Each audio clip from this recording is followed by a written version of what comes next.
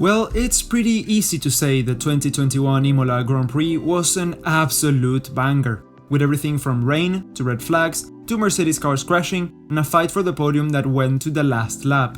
But one thing that struck out to me was the way the Bottas-Russell crash was handled. Not the crash itself, but the reactions it got, and how it factors into Russell's bizarre situation where it looks like he's racing for two teams and none at the same time. Russell was the 2018 Formula 2 champion and finished way ahead of drivers like Lando Norris, Alex Albon, Nick De Vries, Nicholas Latifi and most importantly Sean Gelael. His Mercedes backing and Toto Wolff managing made it expected for him to be in F1 for 2019. Seen as an F2 champion, can do another season in the series, and the fact that Mercedes has many seats with heavy influence. Those at the Mercedes Works team, what at the time was Racing Point, and of course, Williams. He was announced in October 2018 to be racing for Williams for the next year, in what was a test of the waters but ended up being much more than that. Racing alongside returning legend and race winner Kubica, he absolutely smashed it out of the park in what was the slowest Williams in the team's 44-year history, and managed to outqualify and outrace his teammate at pretty much every single event. Nevertheless, he finished the season last due to Kubica scoring a miraculous point after the chaotic 2019 German Grand Prix led to 13 drivers finishing, and the two Alfa Romeos in P10 and P11 were heavily penalized after the race for clutch infringement at the start of the Grand Prix. 2020 was a much better year. With a new teammate in 2019 F2 Championship runner-up Nicholas Latifi, he proved it wasn't that Kubica was slow, but that he was just blisteringly quick, dragging the slowest car on the grid through to Q2 multiple times during the season. He finally landed the dream opportunity to drive for the season-dominating Mercedes team for Sakir, an absolutely mismanaged mess that left him to score his first F1 points but to ultimately lose the race that he was well on track to win, to then be put back on the Williams for the closing stage. After the stellar performance he put in, almost out-qualifying and brilliantly overtaking experienced teammate Bottas, he made a point to be considered for a 2021 seat over at the top team, which many thought he was owed and many others openly expected.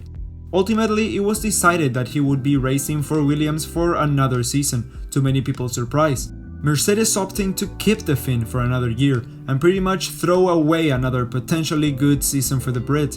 When compared to the rookies he debuted with, after 2 years he was the only young driver without a podium, and in the team that couldn't manage to score over a point, even though he had one opportunity to do so. Coming into the Imola Grand Prix weekend, we saw some surprisingly good pace for both Williams drivers, and for the first time in quite a while, they got both cars confidently through to Q2. The race didn't go as expected and neither car made it to the end. Latifi was caught napping when re-entering the track after a very early spin, and was forced to the wall by Mazepin in a move that the Russian driver couldn't have done anything else about, and Russell crashed into Bottas while in the middle of an overtake on lap 30. Yes, you heard that right, an overtake. After the event ended, Toto Wolff was quoted as saying, "The other car is a Mercedes in front of him. In any young driver's development, you must never lose this global perspective. The whole situation is absolutely not amusing for us, to be honest." This is where we get to the crossroads. Wolff has had clear evidence and opportunities to promote Russell, but left him at the bottom of the grid. The Williams cars are definitely not regular podium contenders, so going for a P9 result is something huge for the team that ended the 2020 season dead last with 0 points for the first time in their history. But Bottas defended the P9 in a way perhaps unnecessary. It was a racing incident, no doubt, but it begs the question why he would do that for a P9. Perhaps if he was another driver, he wouldn't have. Is Valtteri showing cracks? Is the pressure piling on and reaching a boiling point? At the time of writing, Wolff's position is pretty clear.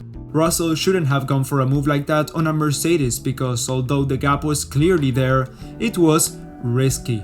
But isn't it a racing driver's job to go for a gap that clearly exists? Toto thinks of Russell as a Mercedes driver, but doesn't put him in a Mercedes seat.